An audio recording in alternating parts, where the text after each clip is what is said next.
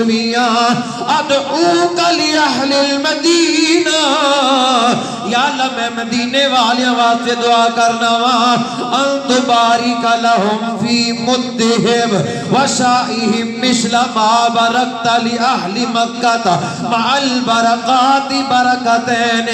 یا اللہ میں تیرا نبی میاں تیرا بندہ میاں دعا مانگنا وا، یا اللہ مدینے والیاں دے شاہ وچ برکتاں عطا فرما دے، یا اللہ انہاں دے پیمانیاں چ برکتاں عطا فرما دے، یا اللہ مکے نال بہتیاں تے دونیاں برکتاں مدینے والیاں نوں عطا فرما دے، یا اللہ مکے والیاں نالوں دونیاں برکتاں مدینے والیاں نوں عطا فرما دے۔